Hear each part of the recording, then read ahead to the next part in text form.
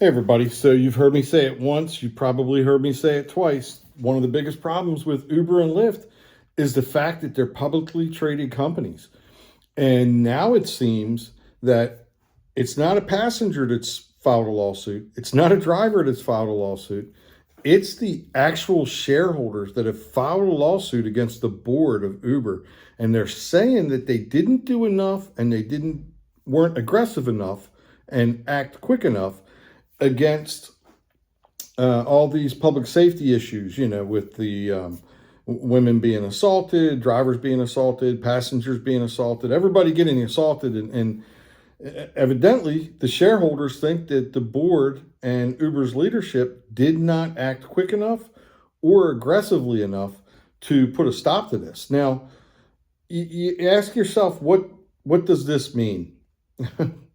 It could mean a lot. I mean, look, this is the very beginnings of it, but it could ultimately lead to a no confidence vote against Darakar Shalwi, which means he could end up getting voted out.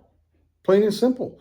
I mean, look, at the end of the day, I don't know how Uber's board is structured and the power that they have and everything like that.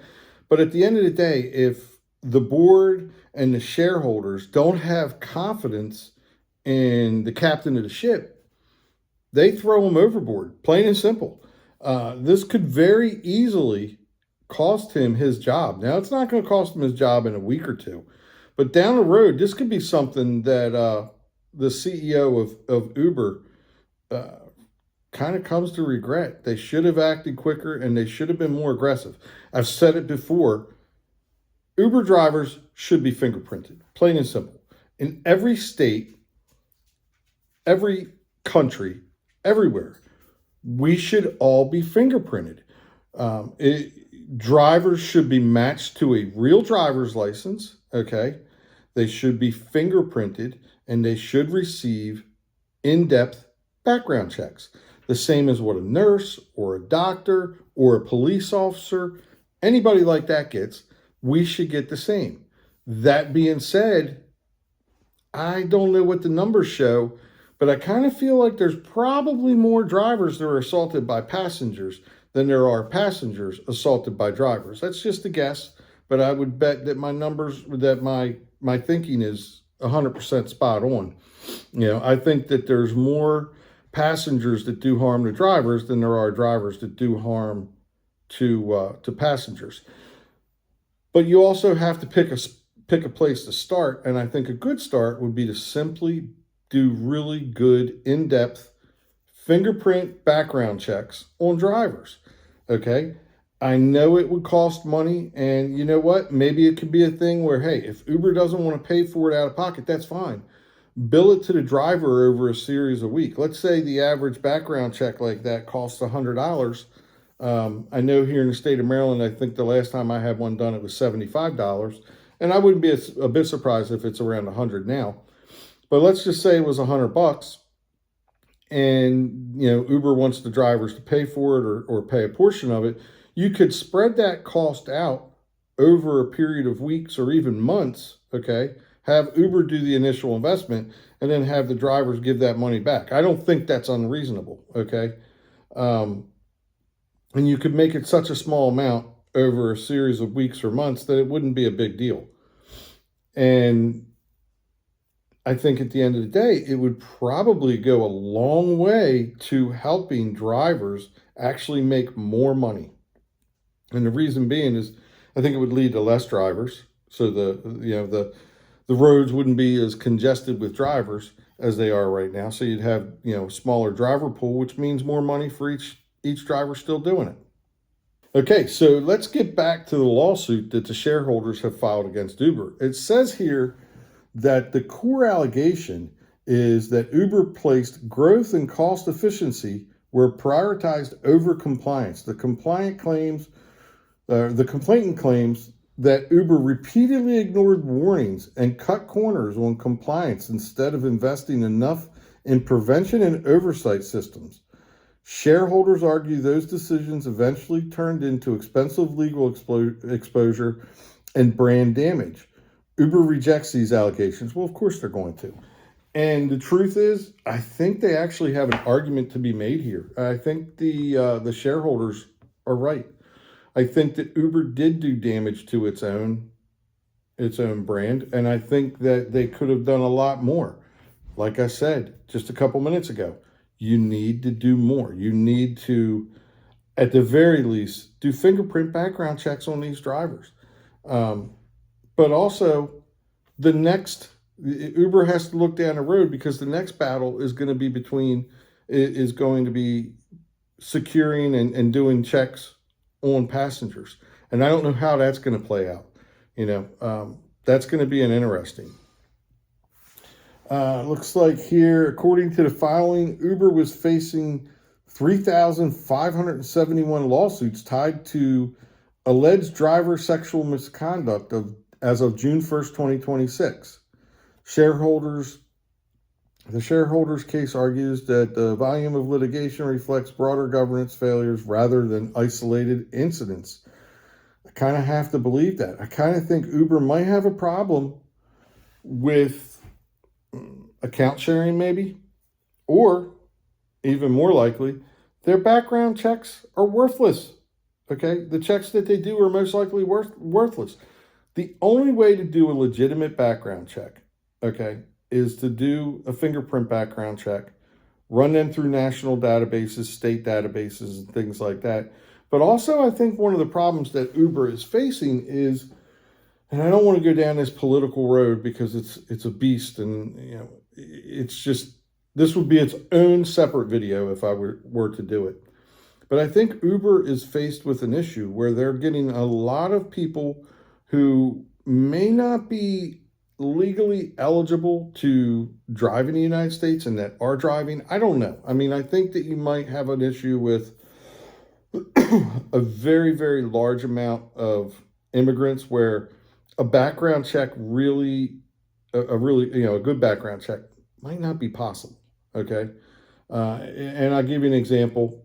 Let's say you have somebody who has immigrated here from whatever country, and they came to the United States and were given a green card for whatever reason, which allows them to work. Now they go and get a driver's license, and 3 years later, they start driving for Uber or Lyft or whatever rideshare company. Okay.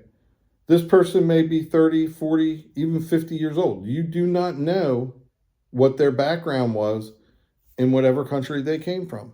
Now, I'm not saying that all immigrants are bad, but I do think that Uber and Lyft needs to put something in place that allows a thorough background check for everybody. Otherwise, you're going to continue to run into problems where, drivers do something that they shouldn't do. Okay.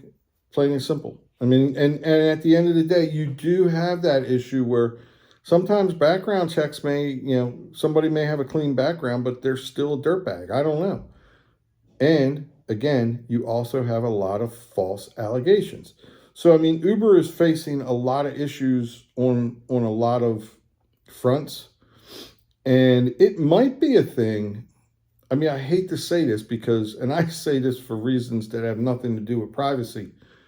It might be a thing that Uber and Lyft might both have to go to a system that allows for, or actually forces drivers to allow access to their cameras and microphones, just to, I guess, make sure everybody realizes, look, everybody's being recorded, both audio and video is running. I don't know if that's the solution. It kind of bugs me, but it bugs me for different reasons, because when I have allowed this to work with Uber, it has really messed with my CarPlay and given me problems with navigation and accepting phone calls and text messages and all that kind of stuff when I have the Uber app on. So I think, maybe they could look at the code and fix that issue. I don't know. But, that might be a step in the right direction. Or at least require drivers to have a dash camera to drive and register that dash camera with Uber and Lyft. Look, if you don't have a dash camera and you're out here driving, you're crazy as a bed bug. there ain't no doubt in my mind you're bat crap crazy. If you're going to drive Uber and Lyft, the first thing you need to go out and do is get a dash camera, and one that films in cabin and out cabin and does audio in cabin and out. Get a good dash camera. I don't care if it costs you $500. Most of them don't cost that much. There's a bunch of them out there, but get yourself a good dash camera if you don't have one, plain and simple. All right, so as I sit here, I look into this and read further. It says here that the complainants reportedly also point out other compliance controversies, including allegations involving treatment of disabled riders, scrutiny over billing and cancellation practices tied to Uber One. It looks like this is a big, this encompasses a lot of things. And I might later look into trying to pull the complaint and read it a little bit.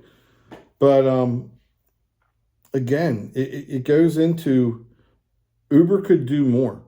Maybe Uber does thin the herd with drivers a little bit. And, so it's important as a driver to remember that you're always being judged by Uber, and you're always, your job is always on the line. So, it wouldn't surprise me if all this doesn't lead to a little bit of, thinning of the herd with Uber and Lyft. And I want to address something real quick. It specifically mentions disabled riders. Look, I know that dealing with disabled riders is, I don't want to say a pain. It's challenging, okay? It's challenging. Personally, I have a bad back. It's hard to lift wheelchairs. Walkers are no problem, but wheelchairs are a problem. As a driver, I think the best way to approach this is to just be kind and honest with people, okay? It's not difficult. Let's say you pull up and you're like me, you do have problems lifting heavy wheelchairs because of your back, whatever it may be. Just tell that person, say, look, can you help me get it in? Chances are they can't, because a lot of these disabled riders have, their disabilities are greater than, ours, plain and simple to put it. So they may not have the ability to load the wheelchair at all. But at the same time, are you going to now say that drivers have to demonstrate an ability to be able to do this? I don't know what the solution to this issue is.